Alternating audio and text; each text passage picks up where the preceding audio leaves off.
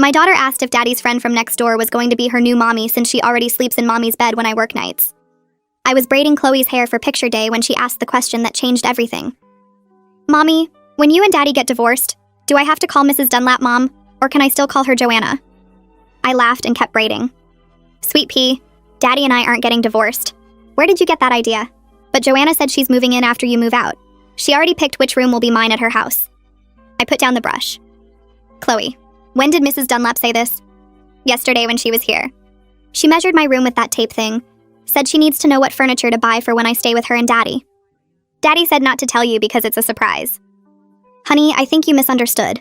Joanna was probably just being silly. No, Mommy, she was serious. She already sleeps here when you work nights, in your bed.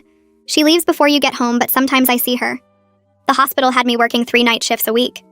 Richard stayed home with Chloe those nights. When does Joanna come over? Right after you leave for work.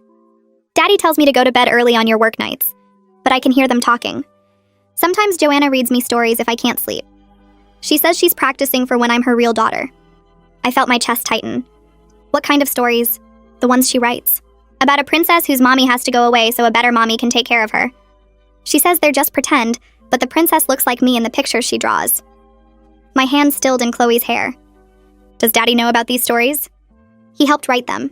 He told Joanna what my favorite things are so the princess would be just like me. They have a whole notebook. I finished the braid mechanically. Chloe, I need you to tell me everything about when Joanna visits. She counted on her fingers. She comes over Monday, Wednesday, and Thursday nights. Those were my shift nights. She brings dinner sometimes. Last week she brought her overnight bag.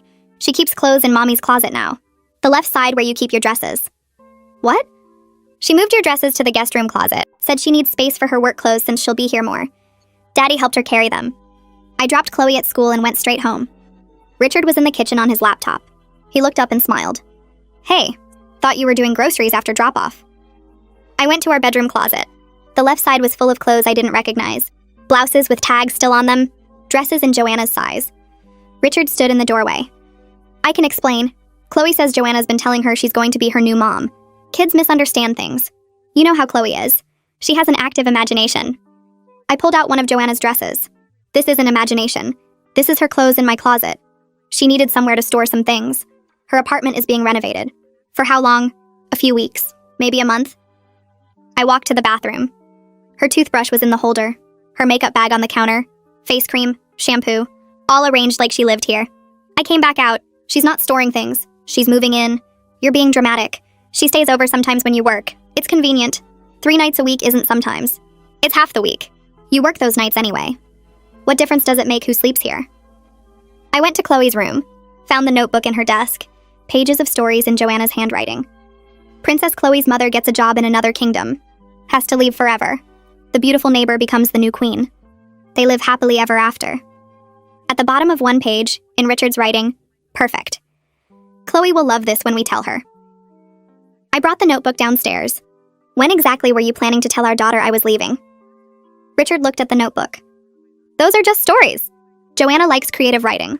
Stories about me disappearing and her replacing me. With notes from you about timing. Lisa, you're never here. You work constantly. Even when you're home, you're exhausted. Chloe barely sees you. She needs stability. A mother figure who's present. Joanna's here. She's been more of a mother these past months than you have. I work night shifts to pay for this house. Our life. While you build your consulting business from home. That's the arrangement we made. Arrangements change. Joanna understands what Chloe needs. What I need. She doesn't have to work. Her divorce settlement was generous. She can be here full time. So you're planning to replace me with someone who doesn't need to work. Who can play house while I pay the bills. No one's replacing you. You're choosing to be absent. I'm choosing to find someone who can be present. I looked at him. My husband of 9 years. Planning my erasure while I work to support us. I'm going to make you regret doing this to me. I picked up my phone and called the hospital. My supervisor answered on the second ring. I need to take a sick day. My voice stayed steady even though my hands were shaking. She asked if I was okay and I said yes, just a personal emergency. She told me to take care of myself and not to worry about coverage. I hung up and looked at Richard still standing in the kitchen doorway. I'm going to document everything before you make it disappear. He started to speak, but I walked past him to the bedroom. I pulled out my phone and started taking pictures. Every blouse hanging in my closet with the tag still attached. Every dress in Joanna's size taking up space where my clothes used to be. I opened each item and photographed the price tags, the brand labels, the size markers. I moved to the bathroom and photographed her toothbrush in the holder next to mine. Her makeup bag sitting on the counter like she lived here. Her face cream, her shampoo, her hair products all lined up on my shelf. I went to Chloe's room and found the measuring tape on her dresser, photographed it with the timestamp visible. Went back and took more pictures of the notebook, every page of those stories about the princess whose mother disappears. I photographed Richard's handwriting at the bottom of the pages. Perfect. Chloe will love this when we tell her. I backed up every photo to 3 different cloud accounts. Richard followed me around the house asking what I was doing. I ignored him and kept taking pictures. Evidence of a woman moving into my house while I worked to pay for it. Proof that my husband was planning to erase me from my daughter's life. When I finished, I sat down at the kitchen table and pulled up my work email on my phone. I typed a message to Nora asking if she could meet with me privately after her shift ended. Personal emergency that might affect my schedule. She responded within 5 minutes saying she'd meet me in the staff break room at 7. I looked at the clock. 4 hours. I spent those hours sitting at the kitchen table going through my phone, organizing the photos into folders. Richard stayed in his office. I could hear him on the phone but couldn't make out the words. Probably calling Joanna to warn her. At 6:30, I drove to the hospital. Nora was already in the break room when I got there. She closed the door and sat down across from me. I showed her everything. The photos of Joanna's belongings in my house. The notebook with the stories about making me disappear. Richard's notes about timing. Nora listened without interrupting. When I finished, she reached across the table and squeezed my hand. I've been a nurse for 30 years. I've seen men try this before. They paint the working mother as absent while they play house with someone new. She pulled out her tablet and started typing. I'm documenting your work performance right now. Your attendance records. The fact that you've never shown any signs of the neglectful parenting he described. You're one of our best nurses. You show up on time, you're professional, you care about your patients. If he tries to claim you're unstable or neglecting your job, we'll have documentation that proves otherwise. She saved the file and sent it to her personal email. This is off the record, but on the record if you need it. I thanked her and she hugged me before I left. I sat in my car in the hospital parking lot and pulled up my phone. Searched for divorce attorneys in my area. Found 3 that specialized in custody cases. The third one was Grace Schaefer. Her website showed case results where she'd won custody for parents whose ex-partners tried to erase them. Parental alienation cases. I read through her bio. 20 years of family law experience. Former child psychologist before law school. I called her office. The receptionist said they were closed, but I could leave a message. I started explaining and she interrupted me. Hold on. Let me see if Grace is still here. Music played for 30 seconds. Then a woman's voice came on the line. This is Grace Schaefer. My receptionist said you have an emergency custody situation. I told her everything. The notebooks. Joanna's belongings in my house. Richard's plan to replace me. The stories they wrote together preparing my daughter for my disappearance. Grace listened and I could hear her typing. Can you come to my office right now? I'll wait. I drove straight there. Her office was downtown in a building with other law firms. She met me in the lobby and took me back to her office. Sat me down and pulled out a recorder. I'm going to record everything you tell me. Then I need to see all the evidence on your phone. She recorded my entire story. 40 minutes of me explaining how I discovered my husband was planning to erase me from my daughter's life. When I finished, she had me email her all the photos. She pulled them up on her computer and went through each one. This shows premeditation. He's been planning this for months. That's going to work against him in custody proceedings. Grace made notes on a legal pad while she talked. The notebook stories are particularly damaging. He's literally preparing your daughter to accept your disappearance. That's textbook parental alienation. She looked up at me. My brother is a private investigator. I want to bring him in immediately to document Joanna's presence at your house during your work shifts. We need surveillance footage of her coming and going. Proof that this isn't just storage like your husband claims. She picked up her phone and called someone. Kieran, I need you at my office now. Emergency custody case. She hung up and looked at me. He'll be here in 20 minutes. She spent that time explaining the custody evaluation process, how we'd file for emergency evaluation based on parental alienation, how the court would appoint someone to assess the situation, how Richard's documented plan would work against him. Kieran arrived and Grace introduced us. He looked like his sister with the same dark hair and sharp eyes. She showed him the photos and explained the situation. He nodded and pulled out his own tablet. I can set up surveillance tonight. Cameras positioned to capture everyone who enters and exits your property. We'll document her pattern of visits. How often she comes, how long she stays, whether she has a key. I gave him my address and my work schedule. He said he'd have cameras in place before my next shift. Grace walked me out and told me not to go home yet. Give Kieran time to set up without your husband noticing. I sat in a coffee shop for 2 hours before driving home. Richard was in the living room when I got back. He looked up from his laptop. Where were you? I told him I went for a drive to clear my head. He said we needed to talk about this situation. I told him I was tired and going to bed. Chloe was already asleep. I checked on her and then went to our bedroom. Got ready for bed like it was a normal night. Richard came in an hour later and got into bed beside me. We lay there in the dark, not speaking. I thought about Kieran's cameras outside capturing everything. Thought about Grace's plan to file for emergency custody evaluation. Thought about the notebook stories and Joanna's clothes in my closet. Richard's breathing eventually evened out into sleep. I stayed awake staring at the ceiling. The next night was one of my scheduled shifts. I got ready for work like always. Made dinner for Chloe. Helped her with her homework. Kissed her goodbye and told Richard I'd see him in the morning. Drove to the hospital and changed into my scrubs. Kieran texted me 30 minutes into my shift. She just arrived. Overnight bag. Let herself in with a key. I put my phone away and focused on my patients. Tried not to think about Joanna in my house. In my bed. Reading stories to my daughter about how I was going away forever. The week passed and Kieran sent me updates after each shift.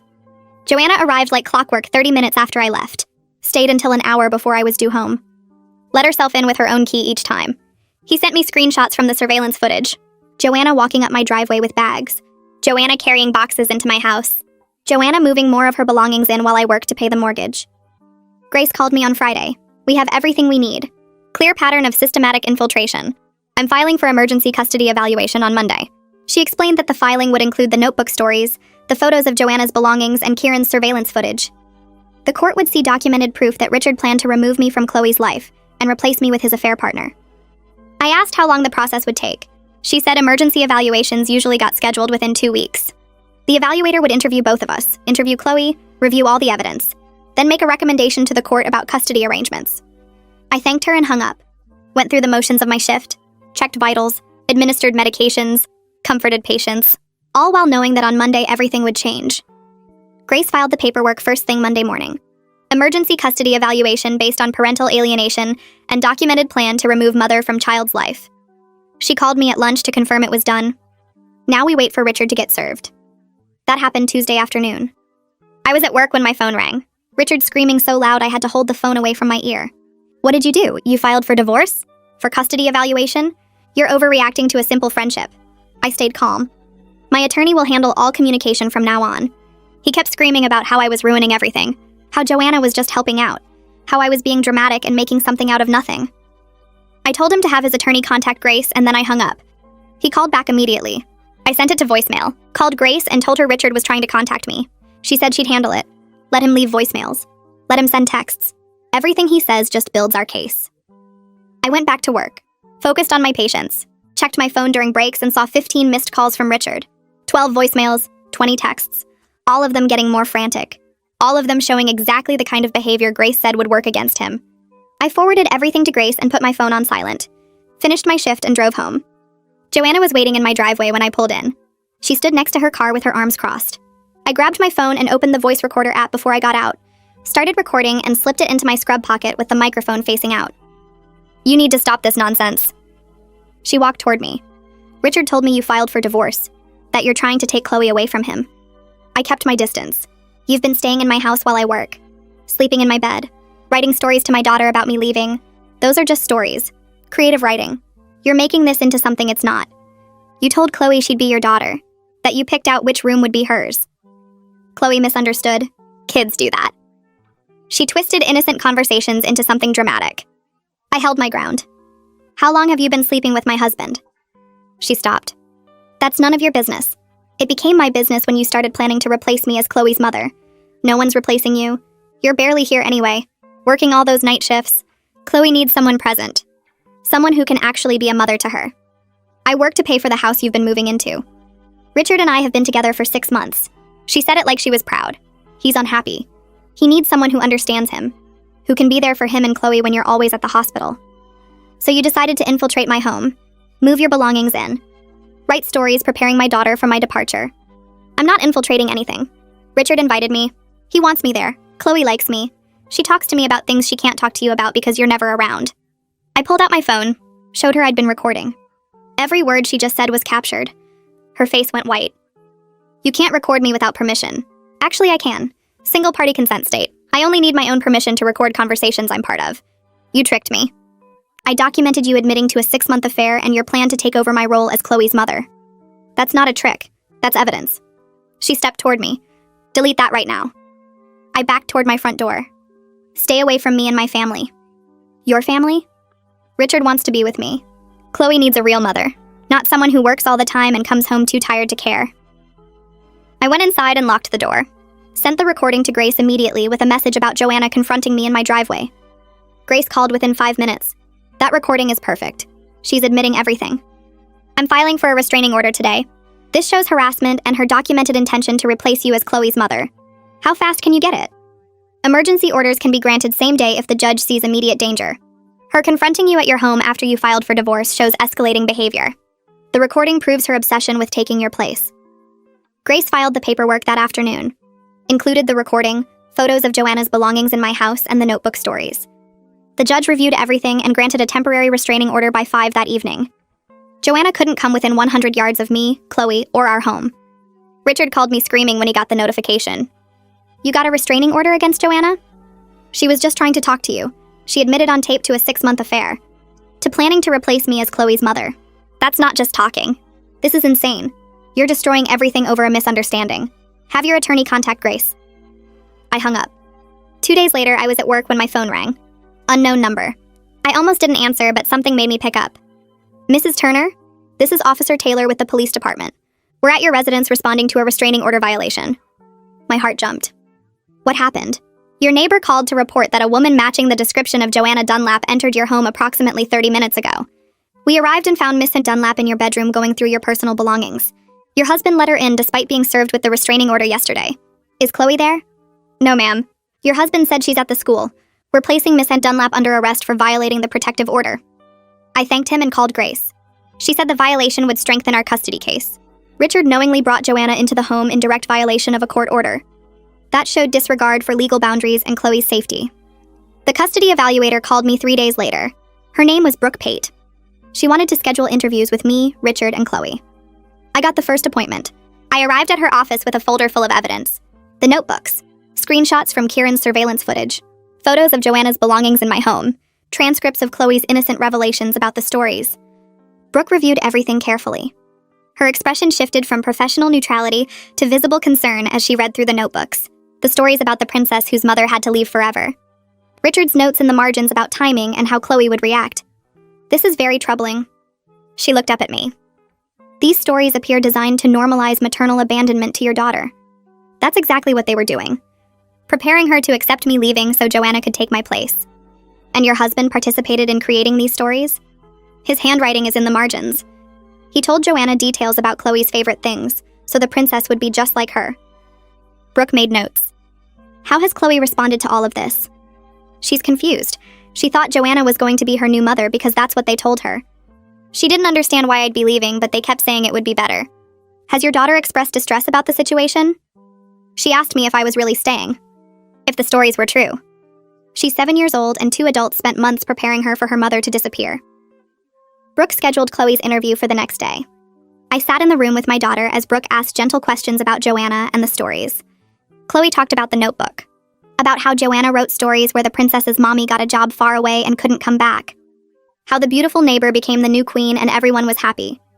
Did you want a new mommy? Brooke asked. Chloe shook her head. No, but Daddy and Joanna said it would be better. That mommy was too tired to take care of me, right? That Joanna could do better because she didn't have to work. I felt my chest tighten watching my daughter explain how 2 adults manipulated her reality. Did the stories make you scared? Sometimes. Chloe picked at her sleeve. I didn't want Mommy to leave, but they kept reading them and saying it was okay. That I'd understand when I was older. Brooke made extensive notes. Asked Chloe about her daily routine, her relationship with me, her feelings about the changes at home. Grace called me after Richard's interview. It didn't go well for him. He spent most of the session complaining about your work schedule, praising Joanna's availability, never once acknowledging that your income pays the mortgage on the house he wanted to give to his affair partner. Did he mention the notebooks? He tried to claim they were just creative writing exercises, that you're overreacting. Brooke apparently asked him directly if he understood that preparing a child to accept maternal abandonment was a form of psychological manipulation. He didn't have a good answer. Kieran called me at work a week later. You need to hear this. I found something about Joanna. What? A woman named Tina reached out. She's Joanna's ex-husband's sister. She saw Joanna's name in connection with your case and wanted to warn you. Warn me about what? Joanna's done this before. She targeted Tina's brother when he was married, befriended his wife, gradually replaced her in the family. The pattern is identical to what she's doing to you. I met Tina at a coffee shop the next morning. She brought documents, photos, a timeline of how Joanna infiltrated her brother's marriage. She started as a friend. Tina spread papers across the table. Helpful neighbor. Then she was at their house constantly, offering to watch the kids, cooking dinner. My sister-in-law thought she was being kind. When did it change? When Joanna started telling the kids their mother wasn't doing enough, that she could do better. She wrote stories for them too, about how sometimes parents need to be replaced with better ones. My stomach turned. What happened? My brother left his wife for Joanna. Got full custody because Joanna had spent a year documenting every time his ex-wife worked late or seemed tired. Made her look neglectful. Then Joanna lost interest once she had what she wanted. Moved on to someone else within 6 months. I took photos of everything Tina brought, sent them to Grace. Grace called back within an hour. This establishes a pattern. Joanna's a serial homewrecker who specifically targets families. This will destroy Richard's case if he's still planning to claim she'd be a good influence on Chloe. Grace subpoenaed Richard's financial records. Found an account I didn't know existed. He'd been transferring money from his consulting income into this hidden account for 8 months. The transfers started right around when the affair began. He's been planning this for a long time. Grace showed me the bank statements. Systematically hiding money while you paid the bills. Building a nest egg for his new life with Joanna. Richard's business partner Casey called me on a Thursday afternoon. I need to talk to you about something. Can we meet? We met at a restaurant near his office. Casey looked uncomfortable. I didn't know what Richard was planning until recently. He pulled out his phone. But I found emails that I think you need to see. He showed me messages between Richard and Joanna, discussions about transitioning me out, about timing the divorce to minimize financial impact on Richard, about how to document my absence to build a custody case. He talked about you like you were an employee he was replacing. Casey looked disgusted. Not his wife, not Chloe's mother, just someone in the way of what he wanted. I forwarded the emails to Grace. She added them to our evidence file. The temporary custody hearing happened 3 weeks after I filed. I sat in the courtroom watching Richard's attorney try to explain the notebooks, the hidden money, the systematic infiltration of our home by his affair partner. The attorney kept using phrases like misunderstanding and creative expression. The judge cut him off. I've reviewed the evidence.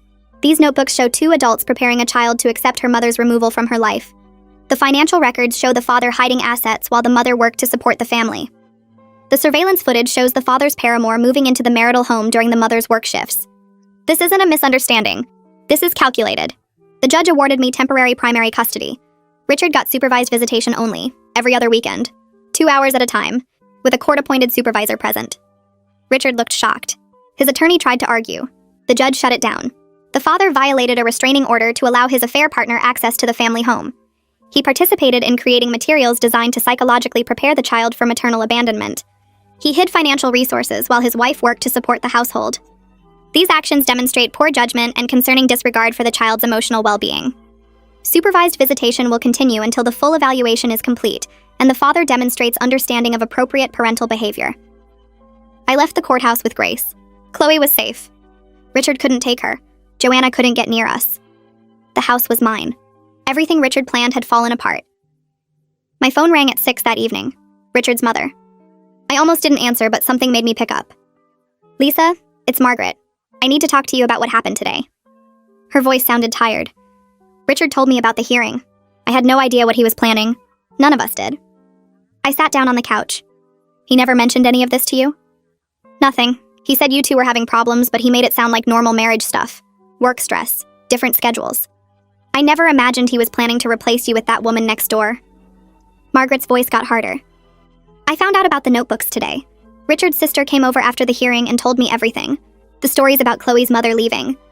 The way they prepared my granddaughter to accept your disappearance. I'm disgusted. She paused. I want you to know I'm on your side in this. Richard is my son, but what he did is wrong. Unforgivable. I want to keep seeing Chloe regardless of what happens between you and Richard. She's my granddaughter and I love her. I felt something loosen in my chest. Thank you, Margaret. That means a lot. We made plans for her to take Chloe to the park that weekend. When I hung up, Richard's sister texted me. Similar apology. Similar disgust at what her brother had done. His own family was turning against him. 2 days later, the school called. This is Principal Davis. We have a situation. Joanna Dunlap just tried to pick up Chloe from the school. She claimed she's the emergency contact. My heart stopped. Where is she now?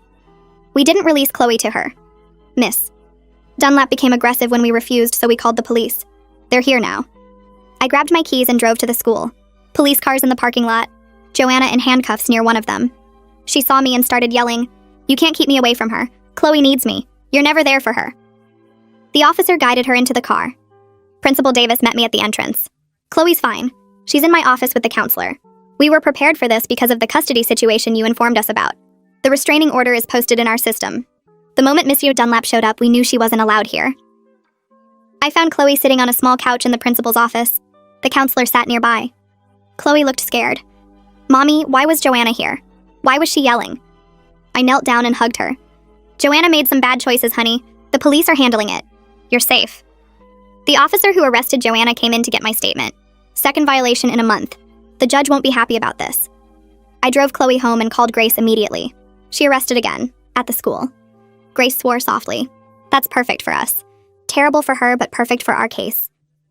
I'm filing a motion tomorrow. Grace's motion arrived at the courthouse the next morning. I got a copy by email. She laid out every violation, every attempt Joanna made to insert herself into Chloe's life, every piece of evidence showing obsessive behavior. The motion argued that Richard's plan to make this woman Chloe's primary caregiver showed dangerous judgment, that any man who would choose someone this unstable to raise his daughter shouldn't have unsupervised access. The hearing happened fast. Emergency motion. The judge who'd granted the temporary custody order presided. Grace presented the evidence. The restraining order violations, the arrest reports, Joanna's attempt to take Chloe from the school. Richard's attorney tried to argue that Joanna's behavior wasn't Richard's fault, that he couldn't control what she did. The judge cut him off. Your client planned to move this woman into his home as his daughter's primary caregiver. He spent months preparing his daughter to accept this woman as her mother. Her behavior demonstrates exactly why the mother's concerns about this arrangement were valid. The judge looked at Richard. As a condition of maintaining even supervised visitation, you will have zero contact with Joanna Dunlap. No calls, no texts, no meetings. If I find out you've violated this order, your visitation will be terminated entirely. Do you understand? Richard nodded. He looked smaller somehow. Defeated. Grace smiled as we left the courthouse. That went better than expected. Brooke called me the following week. The custody evaluation is complete. I'd like you to come by my office to review it before I submit it to the court. Grace came with me. We sat in Brooke's office while she walked us through her findings. The report was 30 pages long. Detailed interviews with me, Richard, Chloe, home visits, psychological assessments. Brooke's conclusion took up the last 5 pages. Mr. Richard's plan to systematically replace the child's mother with his affair partner shows concerning disregard for the child's attachment to her mother and disturbing willingness to manipulate the child's reality through fictional stories normalizing maternal abandonment. The father's behavior suggests he views parenting as a role that can be filled by any available woman, rather than understanding the specific and irreplaceable bond between this child and her mother. Brooke looked at me. I'm recommending primary physical custody to you with supervised visitation for the father. The evidence is overwhelming that he prioritized his relationship with his affair partner over his daughter's emotional well-being. Grace squeezed my hand. This is exactly what we needed. Richard's attorney called Grace 2 days later requesting a meeting. Settlement negotiation. We met at Grace's office. Richard's attorney looked tired.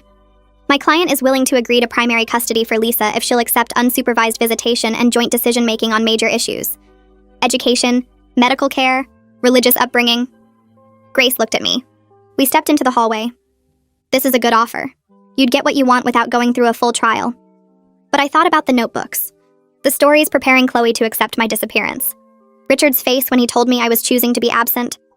No, I want the judge to hear everything. Richard needs to face full consequences for trying to erase me from my daughter's life. Grace nodded. Then we go to trial. We went back into the conference room. My client declines your offer. We'll see you at the final hearing. Richard's attorney packed up his briefcase without another word. The final hearing was scheduled for exactly 2 months after I first filed. The courthouse felt different this time. More permanent, more serious. I wore my best suit. Grace had prepared me for days. We'd practiced my testimony until I could recite it without crying. The judge entered and everyone stood. The same judge who'd handled the temporary custody hearing. She'd read everything, the notebooks, the financial records, Brooke's evaluation. Grace called me to the stand first. She walked me through discovering the plan, finding Joanna's clothes in my closet, her toiletries in my bathroom, the notebook in Chloe's room. Tell the court about the stories. I described them in detail. Princess Chloe's mother getting a job in another kingdom. Having to leave forever. The beautiful neighbor becoming the new queen. Richard's handwriting at the bottom of one page saying, "Perfect. Chloe will love this when we tell her." And what was your reaction when you found these stories? I felt like my husband had been preparing our daughter to accept my death while I was still alive. Like he was erasing me while I worked to support our family. The judge's expression got harder as I spoke. She took notes constantly. When did you first learn about Joanna staying in your home? When my daughter told me the morning I was braiding her hair for picture day. Chloe said Joanna already picked which room would be hers at Joanna's house. That Joanna measured her room to know what furniture to buy. I described coming home, finding the clothes, the toothbrush, the systematic infiltration of my home while I worked night shifts to pay our mortgage. Grace showed the surveillance footage Kieran had captured. Joanna arriving after I left for work. Staying until just before I came home.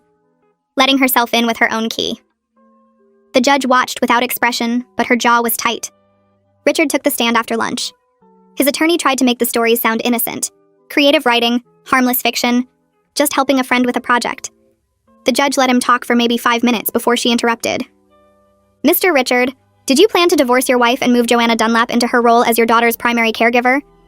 Richard's attorney objected. The judge overruled. Answer the question, Mr. Richard. Richard opened his mouth, closed it, looked at his attorney, looked back at the judge. The silence stretched out. That silence said everything. The judge made another note. Let me rephrase. Did you participate in writing stories with Miss Dunlap that depicted your daughter's mother leaving permanently? Yes, but they were just stories. Did you allow Miss Dunlap to move her belongings into the marital home while your wife worked to support the family? She needed somewhere to store things temporarily. Did you hide income and accounts your wife didn't know about while planning to end your marriage? I was protecting my business assets. The judge held up her hand. That's enough. She looked at the courtroom. I've reviewed all the evidence in this case. The notebooks, the financial records, the surveillance footage, the custody evaluator's report. This is one of the most calculated attempts at parental replacement I've seen in my years on the bench. She looked directly at Richard. You spent months systematically preparing your daughter to accept her mother's removal from her life. You allowed your affair partner to infiltrate the family home. You hid financial resources while your wife worked to support the household. Your behavior shows profound disregard for your daughter's emotional well-being and disturbing willingness to manipulate a child's understanding of reality. The judge's ruling came immediately. No recess for deliberation. Primary physical custody is awarded to Lisa. Richard will have supervised visitation every other weekend. 2 hours per visit, with a court-appointed supervisor present. Child support will be calculated based on Richard's full income, including the previously hidden accounts. Richard is ordered to attend co-parenting classes focused on respecting the child's relationship with both parents. She paused and looked at Richard again. Any further attempts to interfere with the mother's relationship with the child will result in termination of parental rights. This court takes parental alienation seriously, and your behavior constitutes a clear attempt to alienate this child from her mother. Richard's face went white. His attorney put a hand on his shoulder, but Richard shook it off. Grace and I left the courthouse together. You did it. Full custody, child support, supervised visitation, everything you wanted. I felt lighter than I had in months. Chloe was safe. Richard couldn't take her. The house was mine. The divorce proceedings moved faster after the custody ruling. Grace negotiated from a position of strength. I keep the house since my income pays the mortgage and Chloe needs stability. Richard has to buy out my share of his consulting business. The hidden accounts get split 50-50. Richard's attorney barely fought any of it. His client had no leverage left. The judge had made it clear what she thought of Richard's behavior. Fighting would only make things worse. We finalized everything in 6 weeks. The house deed transferred to my name alone. Richard's business buyout payment hit my account. The hidden money he'd been stashing for his new life with Joanna got divided. Grace called when the final papers were signed. You're officially divorced, and you got everything. The house, primary custody, child support, full financial settlement. I hung up and looked around my living room, legally mine. No more Richard, no more Joanna, just me and Chloe building our life. Joanna's sentencing hearing happened a week later.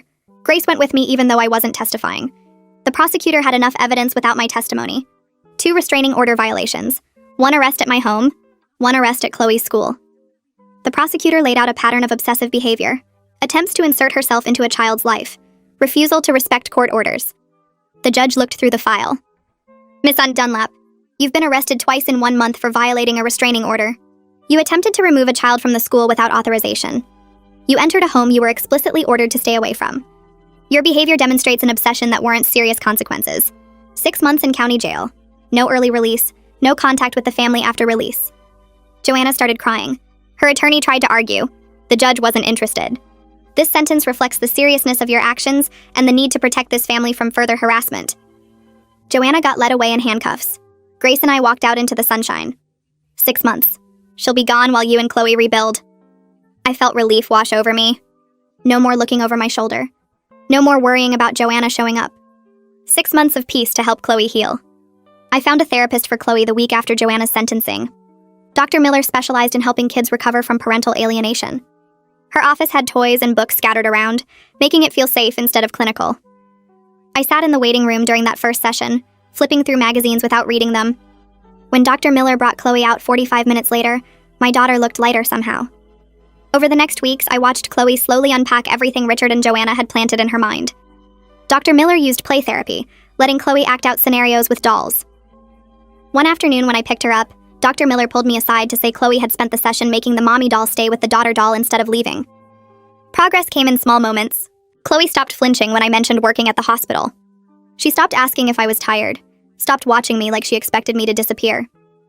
3 weeks into therapy, she crawled into my lap at bedtime and asked if I was really staying forever. I held her close and promised that nothing would ever make me leave her. She fell asleep in my arms that night, something she hadn't done in months. Richard's first supervised visit happened at a community center 2 weeks after the custody ruling. His mother agreed to supervise, arriving early to set ground rules with him before Chloe came in. I watched through the observation window as Richard tried to explain to Chloe why he couldn't see her alone anymore. He stumbled over his words, reaching for her hand while she sat stiff in her chair. His mother redirected him when he started complaining about the custody arrangement. She made him focus on Chloe, asking our daughter about school and her friends. After the visit, Richard's mother walked me to my car and told me privately that she made sure he focused on Chloe, instead of trying to justify what he did. She apologized again for not seeing the signs earlier. The visits continued every other weekend. Awkward, but incident-free, Richard's mother sent me updates after each one, documenting how he interacted with Chloe and whether he stayed appropriate. Grace called me 4 months after I'd first walked into her office with photos of Joanna's clothes in my closet. The divorce was finalized. I legally retained sole ownership of our home while Richard moved into a small apartment across town. Grace told me it was one of the fastest divorces she'd handled. Richard's attorney had advised him not to fight because the evidence against him was overwhelming. The house deed arrived in the mail 3 days later, my name alone on the title. I hung it in my home office, a reminder that I'd fought for this and won. Richard's buyout payment for his share of the consulting business hit my account the same week. The hidden money he'd been stashing got split down the middle.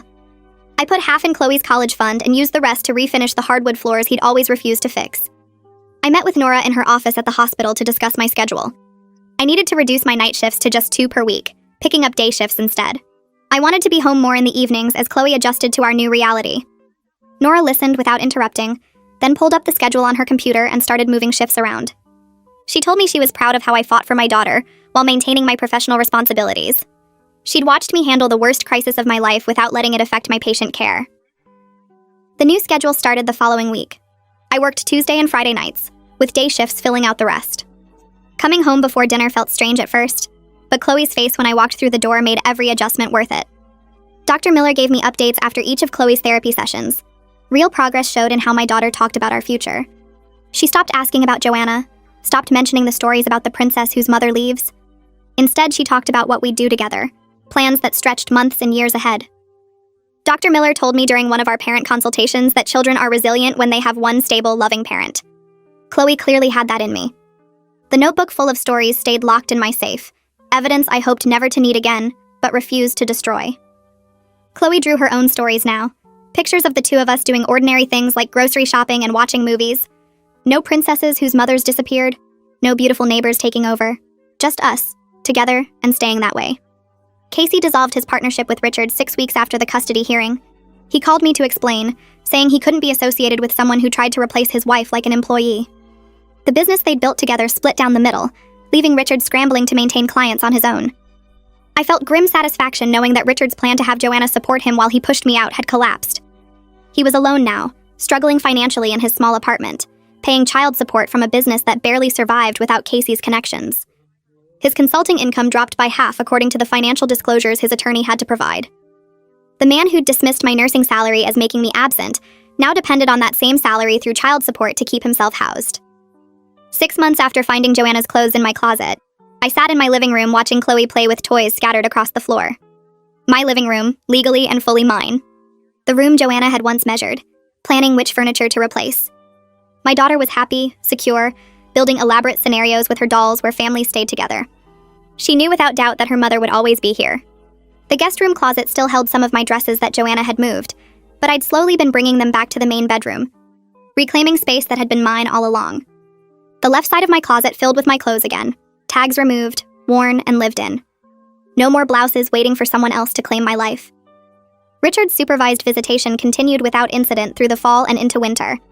His relationship with Chloe slowly rebuilt around the reality that I was her primary parent, and always would be. He stopped trying to explain himself during visits, focusing instead on being present for the 2 hours every other weekend. He started being civil in our necessary communications about Chloe's schedule and school events. Perhaps he finally understood that his plan didn't just fail, it cost him everything he actually had. His mother told me he'd started therapy himself, working through whatever had made him think replacing his wife was a reasonable solution to marital problems. I didn't care about his healing process. I cared that he showed up for Chloe on time and treated our daughter with the attention she deserved. Tina called me in early spring with news about Joanna. She'd been released from jail and immediately moved to another state. Tina had been tracking her because Joanna's ex-husband got a restraining order to keep her away from their children. The pattern I'd disrupted by fighting back had been exposed. Court records from Joanna's divorce showed she'd tried the same replacement scheme with her ex-husband's girlfriend, writing stories about the children's mother leaving. Other families were now protected from her obsessive schemes because I'd documented everything and pressed charges. Tina thanked me for being brave enough to fight back when her own family hadn't known how.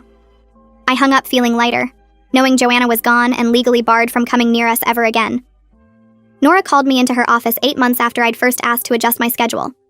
The promotion committee wanted to offer me a charge nurse position with better pay and more day shifts. Nora told me the committee was impressed by my grace under pressure during my personal crisis.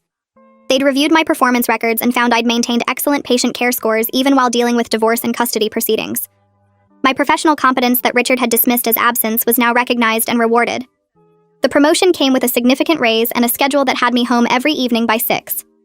I accepted immediately, thinking about how I'd use the extra money to take Chloe on a real vacation, somewhere she'd never been, making new memories that had nothing to do with Richard or Joanna or notebooks full of lies. The parent conference happened 2 weeks later on a Tuesday afternoon. I sat across from Mrs. Henderson at one of those tiny desks meant for kids, my knees bumping the underside while she pulled out a folder with Chloe's name on it. She smiled before she even opened it.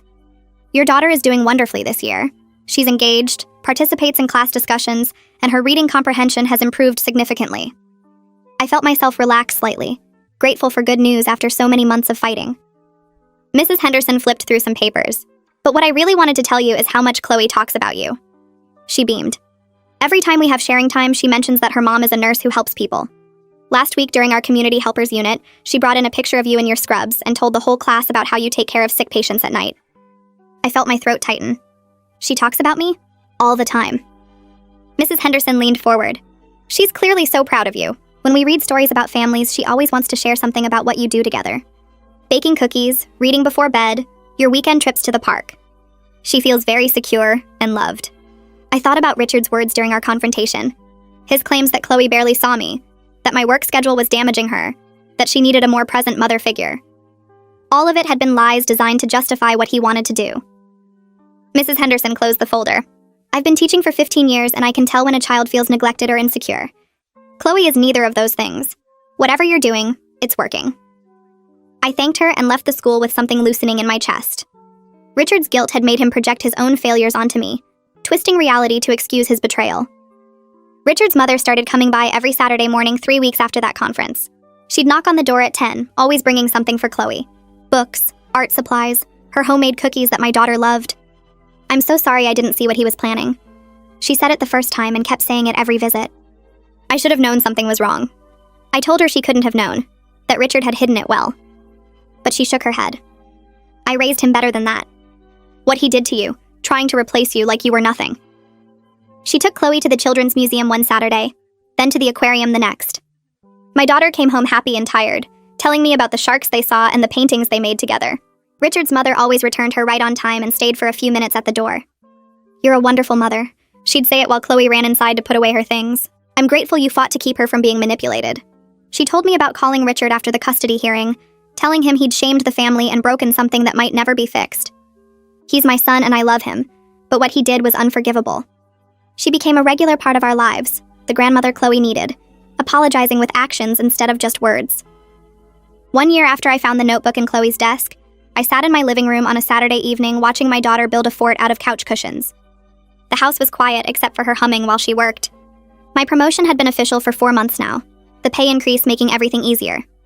I'd paid down the credit card debt from the divorce attorney fees and started saving for the vacation I'd promised Chloe. We were going to the beach in summer, just the two of us, making memories in a place Richard and his plans had never touched.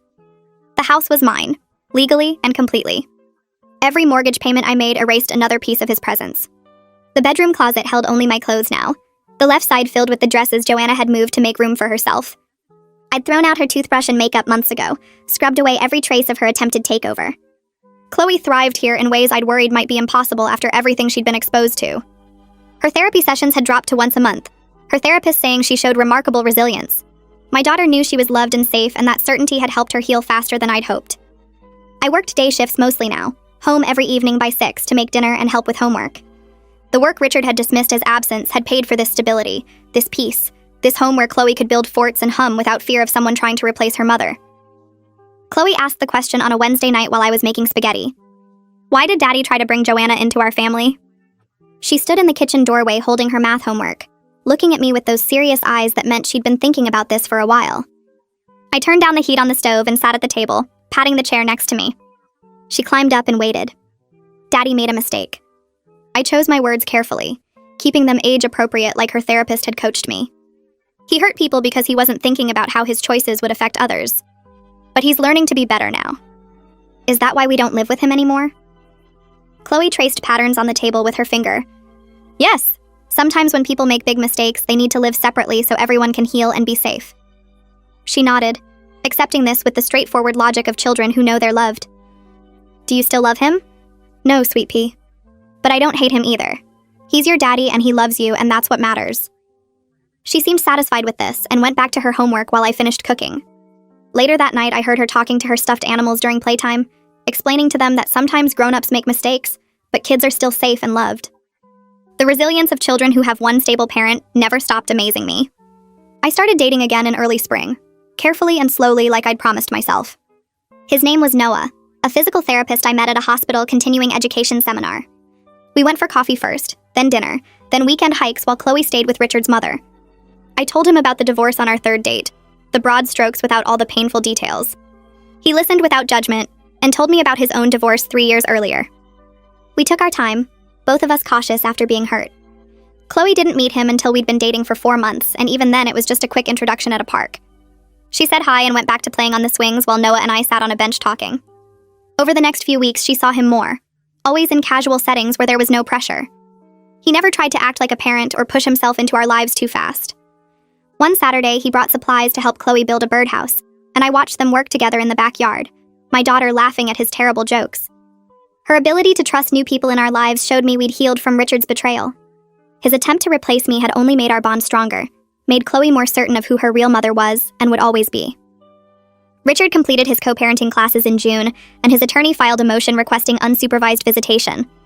I called Brooke, Chloe's therapist, before responding. Is she ready? Brooke reviewed her notes from recent sessions. She's doing well, and she's expressed interest in spending more time with her father. I think supervised visits have served their purpose.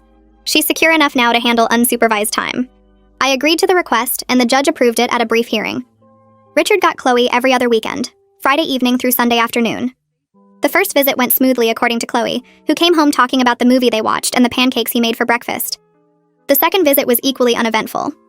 By the third month of unsupervised time, a new pattern had formed.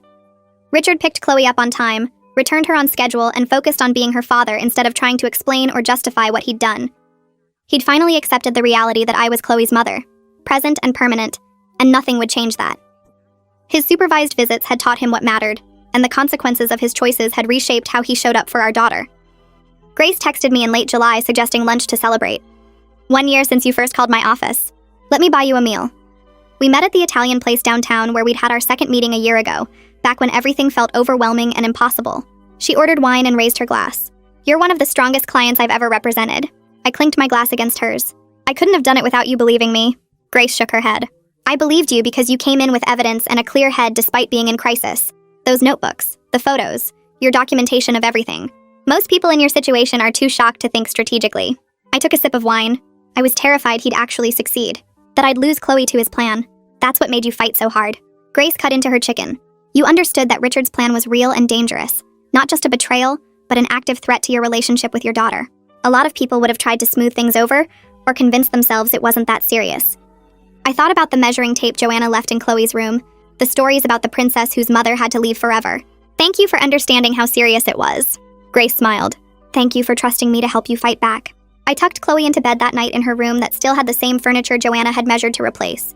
My daughter was in her favorite pajamas, the ones with stars on them, clutching the stuffed rabbit she'd had since she was 2. Tell me a story, Mommy. She yawned and snuggled deeper under her blanket. I sat on the edge of her bed and made one up on the spot. Once upon a time, there was a princess who lived with her mother in a castle. They faced many challenges together, dragons and storms and difficult puzzles to solve. But no matter what happened, they stayed together. The princess knew her mother would always be there, and the mother knew her daughter was the most important thing in her life. They had adventures and quiet days, and sometimes things were hard, but they never separated. They stayed together through everything, and that's how they knew they'd be okay. Chloe's eyes were already closing. Do they live happily ever after? They live together ever after. I kissed her forehead, which is even better. She smiled in her sleep, and I stayed there for a few minutes watching her breathe. This story, unlike the others, was true. We'd stay together through everything because I'd fought for that truth and won.